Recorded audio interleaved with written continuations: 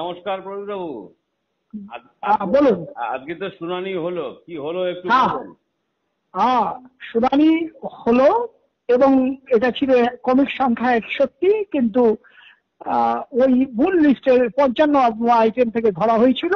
খুব তাড়াতাড়ি হয়েছে মামলা এবং হয়ে দুই বিচারপতি দেখা যাচ্ছে যে সরকারের ওপর বিরক্ত, যথেষ্ট বিরক্ত, এবং উনি সোজাসুজি উনি বলছিলেন যে 25% মানে 25% টাকা বকেয়া যে ডিএনএস অ্যালাউন্স রয়েছে তার উপর ইমিডিয়েটলি মিটিয়ে দিতে।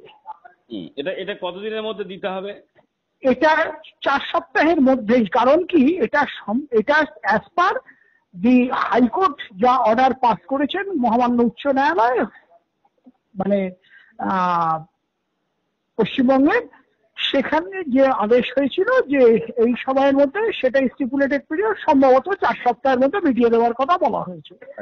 অর্ডারটা হাতে পেলে আমি আরো ডিটেলিং ভালো করে বলতে পারবো, কিন্তু দিয়ে দিতে হবে। শুনানিতে রাজ্য সরকারের পক্ষের আইনজীবী ছিলেন অভিষেক মনু সিংভি, তিনি কি বললেন এই বিষয়ে?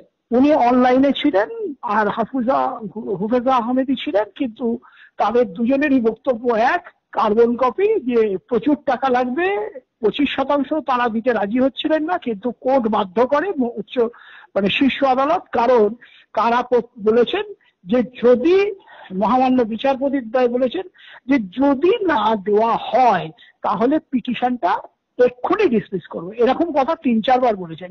পিটিশনটা ডিসমিস হওয়ার যোগ্য।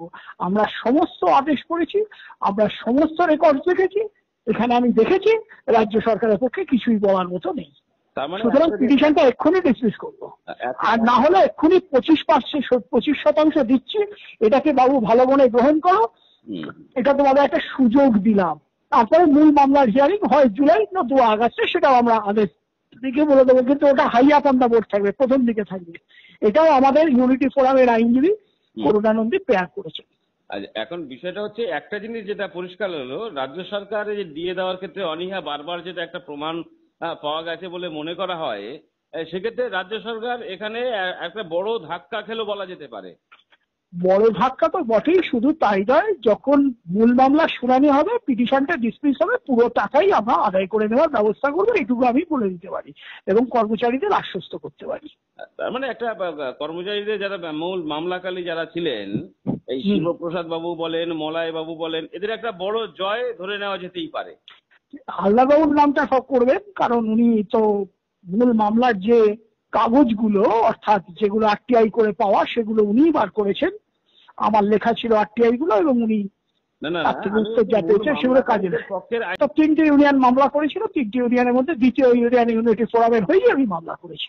আচ্ছা, একটা জিনিস যেটা হচ্ছে, রাজ্য সরকারি কর্মচারীরা তো একটা দিকে হতাশা হচ্ছিলেন, বারবার এই ডেট পিছিয়ে যাওয়া, লম্বা ডেট। সেক্ষেত্রে দাঁড়িয়ে বিচারপতিরা রাজ্য সরকারের পক্ষে বুঝতে পারলেন এই যে ন্যায্য অধিকার, এটা পাওয়ার দরকার আছে, সেই কারণে রাজ্য সরকারের কোনো কথাই আর শুনতে চাইলেন নাই তো? একেবারেই না, এবং বলতে গেলে ঘাড়ে ধরে এই টাকাটা আদায় করিয়ে দিয়েছেন।